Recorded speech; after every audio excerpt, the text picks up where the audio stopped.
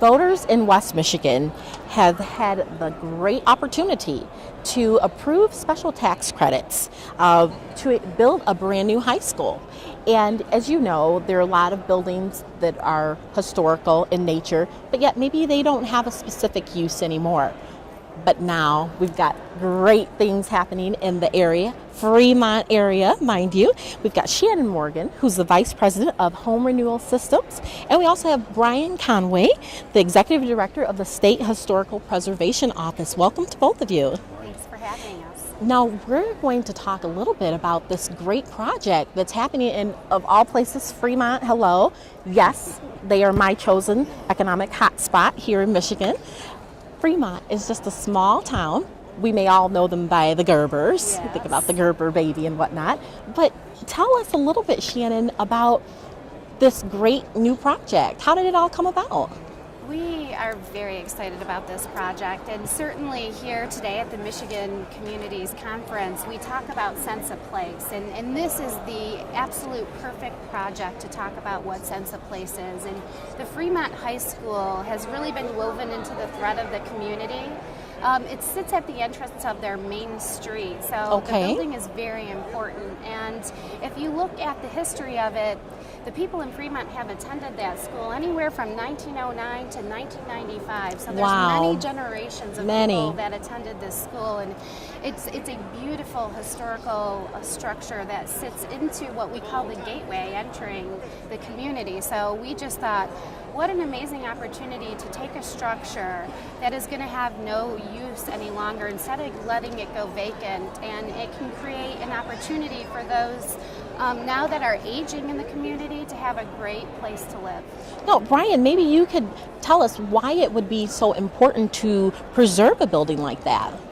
Well, as Shannon says, oftentimes the historic buildings are really important for the community's unique identity. Obviously the case in Fremont with the high school being at its location, having such great memories for so many people in the community.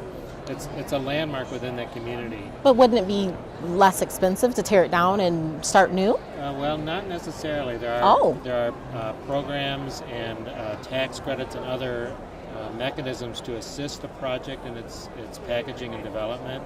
And oftentimes with these historic buildings you get unique features that you just cannot afford to build today. Such as the tile work, the large spaces, the wide hallways, all of those things that can be incorporated into a new use. Space. Space, yes. We've got space, and we're doing something with this space that's going to help the community and bring everybody together and make that building and actually build the economy back again there in Fremont. Exactly. Not only that, if you look at historical structures, I mean, it offers the community these great assets. And the investment that goes into repurposing structures often can give that building another 100 years of life. Wow. Because if you look at the way these structures were built, in the communities, these structures were built in the best locations. That's why they were there for some time. So we just think that that's a great opportunity. Is that why your company got involved with the project? It is. We like to identify projects that we really believe in, and to us it's projects that give back to the community, and they offer other elements to increase quality of life. Brian, are you seeing other communities follow your trend? Absolutely. Through the State Historic Preservation Office, we get involved with projects all across the state. Many schools, Ypsilanti, for example, has an excellent example of a school that's been repurposed for housing. Several in Holland. So we do see these projects all over the state, and they are definitely very important to the communities. We also find that because they are labor intensive, they create jobs. They also take advantage of local materials. So it does help boost the local economy. Definitely. So Shannon, what's your time frame? We are hoping and anticipating to be breaking ground by this fall. We've already started our architectural designs. We're moving into some legal elements, and if all goes well, we will be in the construction phase by the end of the year. It's so exciting. Now, Brian, you have some big news to announce too about the Michigan Modern Exhibition and Symposium. Yes, We are very pleased to be partnering with Cranbrook Art Museum and the Michigan Okay. History Foundation to put on a major exhibition and symposium in June 13th. Can you tell us some of the highlights? Yes, it's going to focus on Michigan's historic role in the development of modernism, specifically looking at Michigan's very strong design industry that grew up and blossomed in the mid-19th century and is the basis for the strong design industry that still exists here in Michigan today.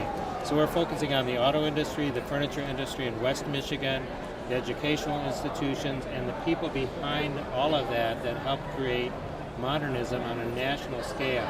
The exhibition is called Michigan Modern, Design That Shaped America. So once again, we're trying to reclaim our history and put Michigan on the map as an important design center.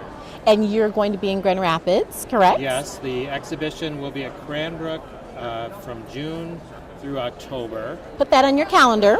Yes, the symposium is 4 days, June 13th through 14th. And then the exhibition will be moving to the Grand Rapids Art Museum in May of 2014, and will be there through August of 2014. So I would encourage your viewers to visit our website, michiganmodern.org, and get information both about the symposium and the exhibition. michiganmodern.org, and we'll definitely put that on the screen for you.